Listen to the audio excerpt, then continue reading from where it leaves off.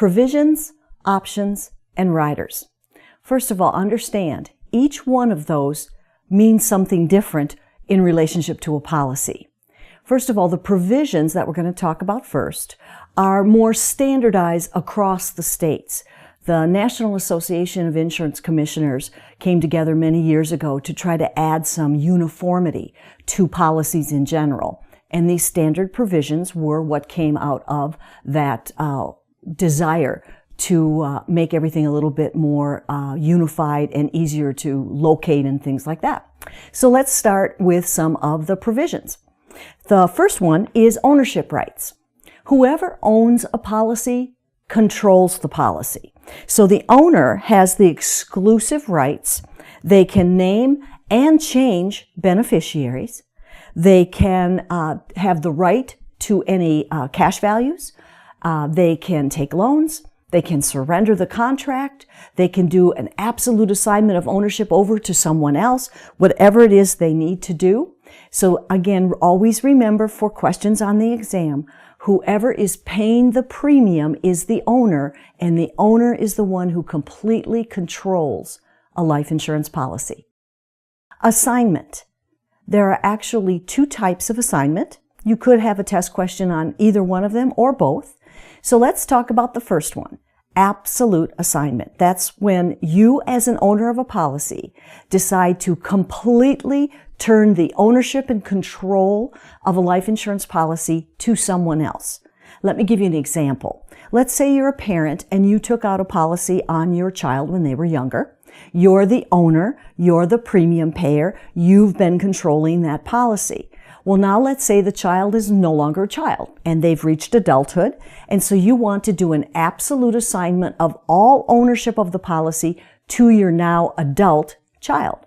So you would do an absolute assignment. They would become the owner, the premium payer. They can name their own beneficiary. They can access the cash values. They can surrender the policy. It is totally theirs to do with as they see fit. And you, the previous owner, are now completely removed. Absolute assignment. Now, the other type of assignment is collateral. This is when, for example, you are going to take out a loan with someone. They usually ask you to provide some kind of collateral, something to back up the loan in case you default, right? Well, you can use, for example, the cash values of a life insurance policy. So you do a collateral assignment, which is only a partial transfer, and it only relates to the cash value. So in case during the life of your loan, while you're paying it off, you default, they would be able to access just enough money in the cash values to pay off that outstanding loan that you've defaulted on. If everything goes according to the way it should and you pay off your loan, then they would do an absolute assignment back to you of all those features, and everything will go back to what it was before. So collateral, think of it. You have to have collateral to get a loan. You can pledge the cash values of a life insurance policy as that collateral. So it's called a collateral assignment. Insuring clause. This is usually near the front of a policy, and it gives you some very important information about the policy itself.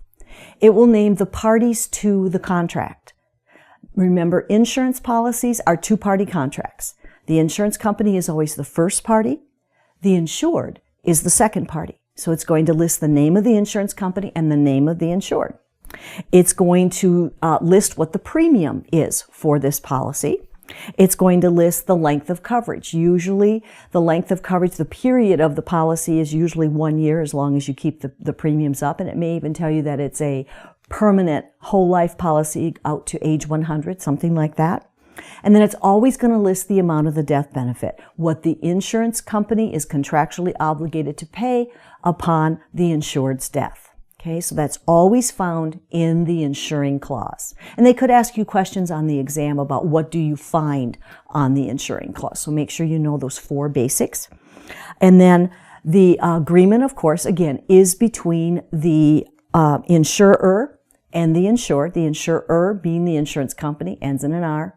The insured, the person who's covered by the policy, ends in a D. Those are the two parties, and they both are party to that agreement, that contract, which is the life insurance policy.